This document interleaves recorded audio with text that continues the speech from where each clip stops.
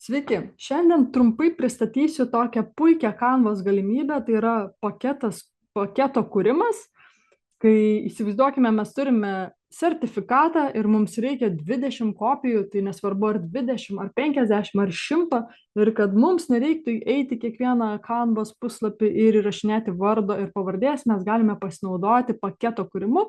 Ši funkcija yra galima tik Canva Pro vartotojams, tai jeigu jūs neturite Canva Pro, galite išbandyti 30 dienų nemokamai, nuorodą rasite žemiau video, galite paspausti ant jos, tik vėliau neužmirškite atšaukti Canva Pro narystės, tai galite padaryti eidami į savo paskyrą, spaudžiate čia ir yra nuostatos, spaudžiame nuostatos ir kairėje pusėje atsiskaitimas ir planai, matysite datą, kada pas jūs bus nuskaityti pinigai, tai jeigu pasirinksite 30 dienų, tai ir matysite tą 30 dieną, tai iki jos jūs turite atšaukti Canva Pro narystę, spaudžiate 3 taškus ir atšaukti planą. Taigi, o dabar pasižiūrėkime, kaip mes galime greitai susirasti sertifikatą. Tai aš rašau sertifikatas, tiesiog į paieškos langelį renkuosi Canva šablonai, matome, kokie yra dydžiai, akademinis sertifikatas, portretas, gulsčias ir kiti.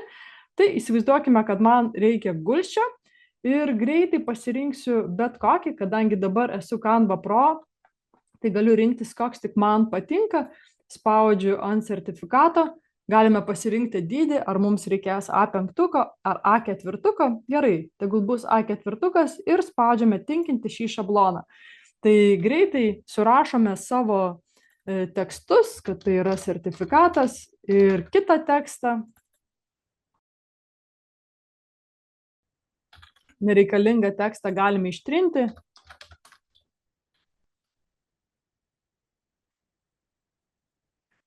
Taip, jeigu susitvarkome tekstą, įsirašome savo tekstą, tai galime greitai pasikoreguoti ir šriftus, tai visą tai mes labai greit susitvarkome. Svarbiausia, atkreipkime dėmesį, ar yra lietuviškos raidės mūsų šrifte. Tai tiesiog galime greitai įrašyti kokią Č ar ten Ž, tiesiog pasižiūrėti, kad mūsų pasirinktas šriftas turėtų ir šias raides. Ir dabar įsivaizduokime, kad mes turime sąrašą žmonių, kuriems reikia greitai to paties sertifikato. Taip, ir dabar mes galime eiti į programas, kairė pusė programos, kairė pusė spaudžiame programos ir pasirinkime paketo kūrimas, spaudžiame paketo kūrimas ir įvesti duomenis rankiniu būdu. Kadangi mes įvedinėsime tik vardus ir pavardės, mums reikia vieną stulpelį, tai apačioje spaudžiame išvalyti lentelę. Ir greičiausiai mes jau esame pasiruošę kažkokį Excelio dokumentą, tai aš jį greitai atsidarau, pas mane čia yra įrašytos atsitiktiniai vardai ir pavardės, tai tikrai nėra realų žmonės, tai aš kopijuoju, spaudžiu Ctrl ir C ir grįžtu į savo Canvą ir sprakteliu prie vieneto ir spaudžiu Ctrl ir V, kad įklijuoti. Tai įklijuoju visą stulpelį iš karto, matome 20 pavardžių. Prie raidės T parašykime pavadinimą, kad tai yra vardai ir pavardės. Jeigu kartais reikės įtraukti daugiau, tai mes galime įtraukti tekstą ir toliau tęsti. Tai mums kol kas reikia tik vieno. Tai įvedę spaudžiame dešinėje pusėje pačioje atliktą. Taip, matome, yra vardai ir pavardės. Dabar liko paskutinis žingsnis, pažymime vardą ir pavardę, spaudžiame 3 taškus ir susijęti duomenis. Susijęti duomenis, pasirenkame T vardai ir pavardės. Matome, duomenis yra susijęti ir apačioje spaudžiame tęsti. Ir matome mūsų visus vardus pavardės, galime pasitikrinti ir apačioje spaudžiame sugeneruoti 20 dizainų ir tiesiog sekundės bėgyje akimirksniu mes turėsime jau visus tuos dizainus. Štai visi mūsų dizainai su skirtingais vardais ir pavardėmis. Tai puikios galimybės Canva Pro vartotojams.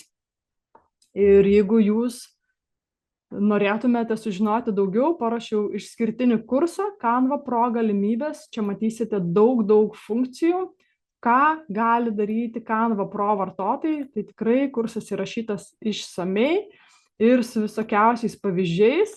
Apsilankykite svetainėje coursera.lt, spauskite ant kainos ir susimokėję galėsite studijuoti savo patogiu laiku ir savo patogiu tempu.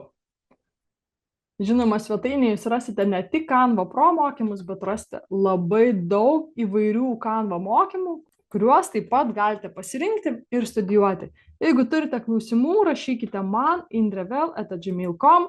Neužmirškite paspausti like bei subscribe ir sekti šį mano kanalą.